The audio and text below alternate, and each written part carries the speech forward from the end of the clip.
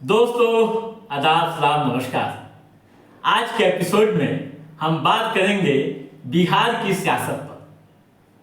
देश की सियासत पर तो बहुत सारी बातें हुई और लगातार हो रही है, लेकिन बिहार में क्या चल रहा है इसको भी जानना बेहद जरूरी है। यहाँ की सियासी फिजाओं में हवा का रुख क्या है इसको भी जान लेना चाहिए।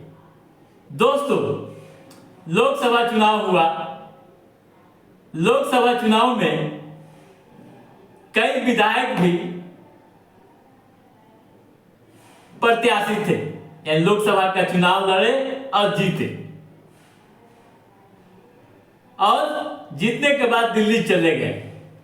लेकिन इस बार उनके दिल्ली जाने के बाद, चुनाव जीतने के बाद कई तरह की सियासी हलचलें चल रही है और ये कहा जा रहा है कि क्या इन सीटों के रिक्त होने से, खाली होने से बिहार की सरकार अल्पमत में आ गई है। क्या बदल गया है बिहार विधानसभा में सीटों का नंबर गेम? क्या होगा आने वाले दिनों में? क्या फिर बिहार में खेला होगा? कई तरह की सियासी हलचलें चल रही हैं। दोस्तों, हम तमाम मुद्दों पर अपनी बात रखेंगे, चर्चा करेंगे, लेकिन उससे पहले ये जान लें कि कौन कौन सी सीटें रिक्त हुई हैं, फिर हम आगे की बात करेंगे। दोस्तों, जैसा कि आप जानते हैं कि जीतन राम मांझी इमामगंज से जीते थे, हम के वे अब सांसद बन गए, ठीक है, मंत्री भी बन गए। उसके बाद सुदामा प्रसाद तरारी के विधायक थे, सीपीआईएम के माले के, वे भी एमपी बन गए हैं।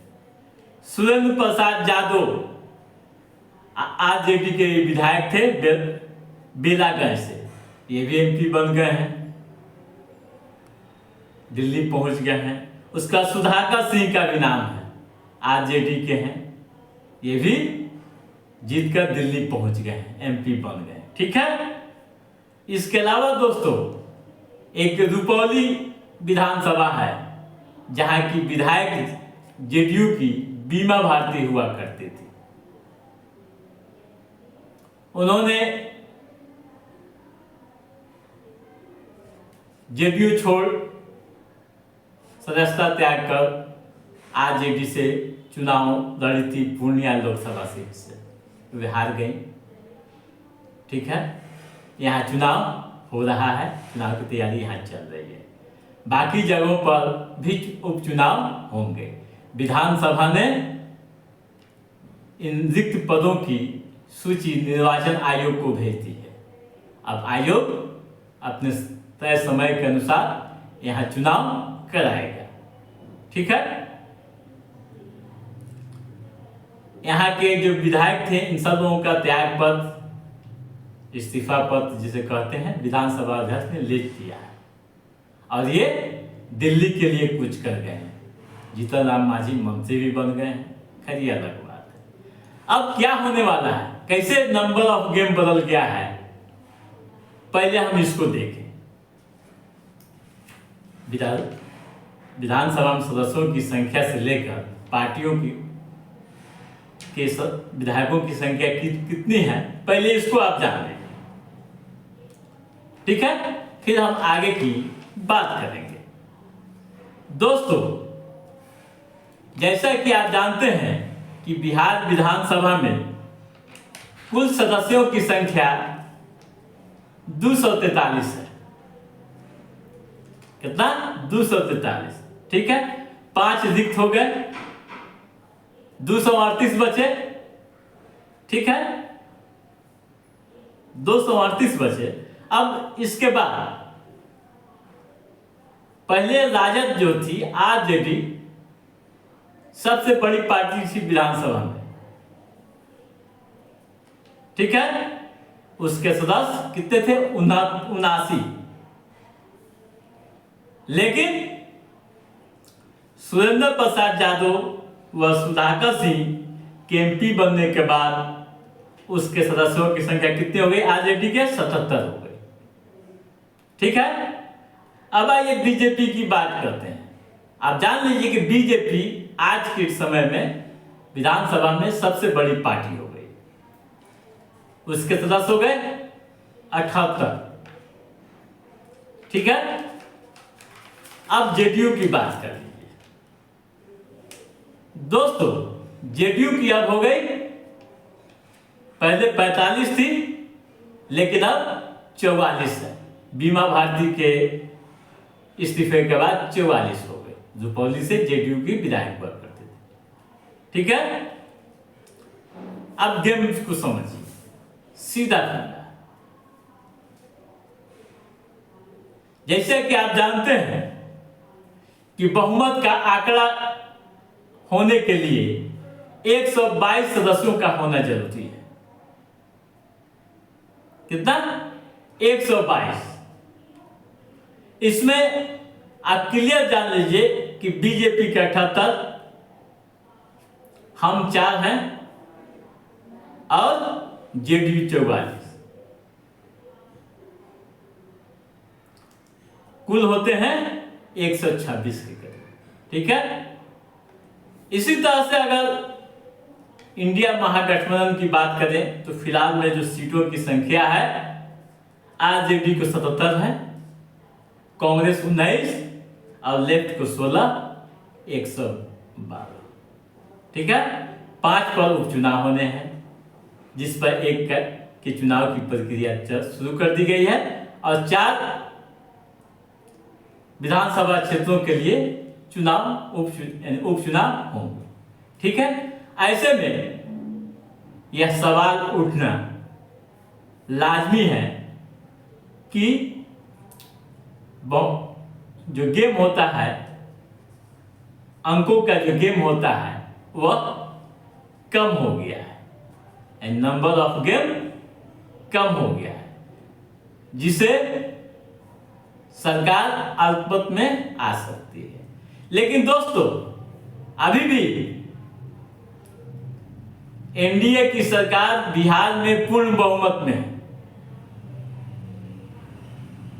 अब आगे जोड़ तोड़ की सियासत हो तो अलग बात है, और खुदा न खास्ता कि सभी जीत जाए, जीतेंगे सभी, लेंगे सभी आरजेडी का जीत जाए, इंडिया गठबंधन के जीत जाए तो अलग गेम हो सकता है।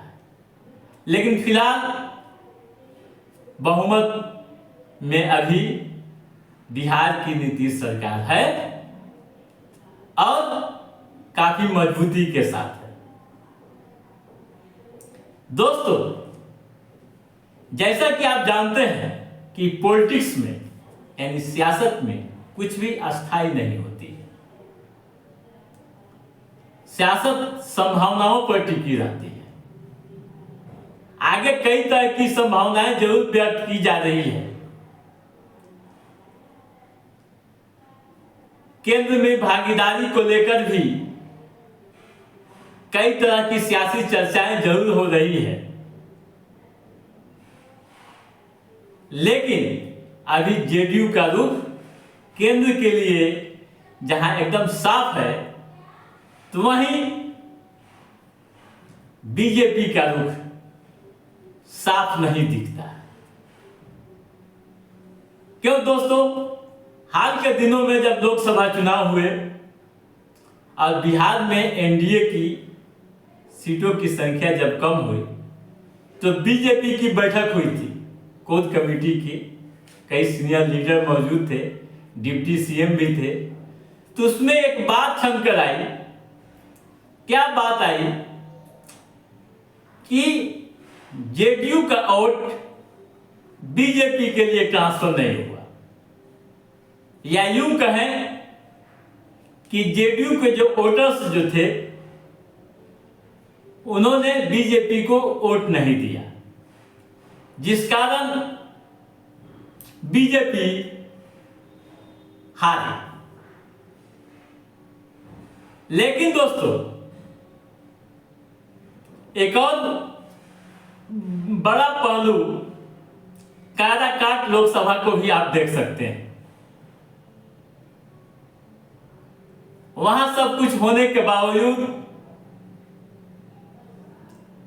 उपेंद्र कुशवाहा तीसरे स्थान पर चले गए। तो राजनीतिक संभावनाओं की चीजें होती है, कब क्या होगा यह नहीं कहा जा सकता। लेकिन दोस्तों इतना आप मान लीजिए कि बिहार की सियासत में बहुत जल्द ही एक बड़ा तूफान आने वाला है। तूफान क्या होगा यह वक्त बताएगा। तब तक आप हमसे जुड़े रहिएगा। हम आपको समय समय पर बिहार की राजनीतिक गतिविधियों से संबंधित जो भी अप टू डेट होगा उसे हम आप तक पहुंचाते रहेंगे। तब तक आप अपने दोस्त को दीजिए इजाजत।